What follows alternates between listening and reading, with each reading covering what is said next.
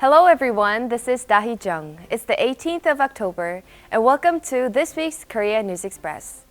I have once again brought various updates on Korea that many of you may be curious about. Before getting into it, let's briefly go over the topics first. Jung Hoyeon named on the TIME100 Next 2022 list. Best things to do in South Korea. Businesses in Korea investing more in vegan food.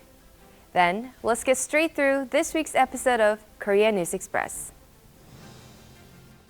Here's the first update. Time magazine of the US has made Squid Game star Jung Hoyeon the lone Korean actor to make its annual TIME100 Next list of the rising stars. TIME100 Next is an extension of the annual TIME100 list of next-generation leaders in a range of sectors. In particular, Jung was selected under the Phenoms category, dedicated to newcomers who created a sensation in their respective fields. Next Shark of the US and NME of the UK shared that Jung Hoyeon made history by becoming the first Korean featured in the TIME100 Next list.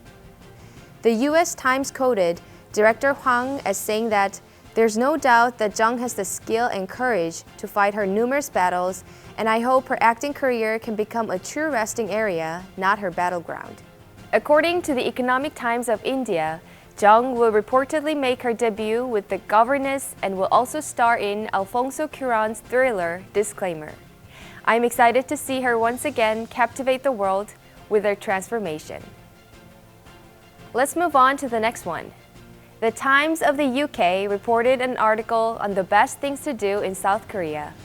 From picturesque temples in the mountains to the country's most beautiful beaches, let's find out what those best experiences are.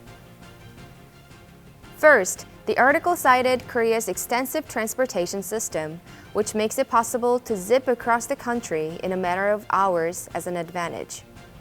It added that, using the transportation system, visitors can stop by incredible national parks dotted with temples and waterfalls, watch traditional dance come to life in the historical Andong Hae village, or take a flight to Jeju Island to hear haenyeo sing and swim in crystal blue water.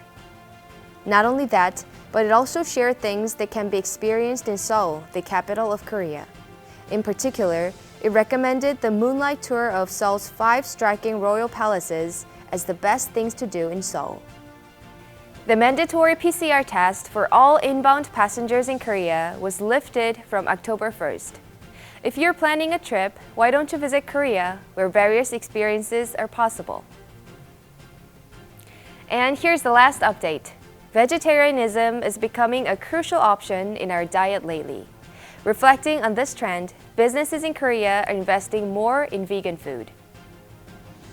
According to Retail and Leisure International of the UK, the vegan population is approximately 180 million worldwide. It shared various examples of Korean food companies expanding their plant-based menu items in restaurants for the growing vegan community. First of all, the article shared that Nongsim launched plant-based cup rice and porridge, and CJ 제일제당's vegan brand Plantable offers dumplings, meatballs, 떡갈비, and bulgogi rice balls. In addition to this, it mentioned that 신세계 Food, which participated in the Plant-Based World Expo held in the United States in September, plans to establish the global infrastructure needed to produce plant-based meat products and also pledged to invest in further development projects. As interest in vegetarian food is hiking, Korea's kimchi and food served at Buddhist temples are attracting growing attention. I hope Korean food will be loved more in the future, as it is not only healthy, but also rich in taste. That's it for this week's Korea News Express. In one of the previous episodes, I shared the news that the Cultural Heritage Administration has designated 한복 생활, the culture of wearing the traditional attire, as National Intangible Cultural Heritage. This time, the Korean traditional board game 윷놀이 will receive the honor of Intangible Cultural Heritage. 윷놀이 has players throw 4 youth to move their tokens on a 29-dot board, and the first to finish the circuit wins. According to the Cultural Heritage Administration, 윷놀이 deserves the honor not only because records of it can be found in historical documents, including annals of the Joseon dynasty, but also because the game has been passed down for generations by families and communities without interruption. Once again, I'm Dahi Jung. Keep it here on Korea News Express.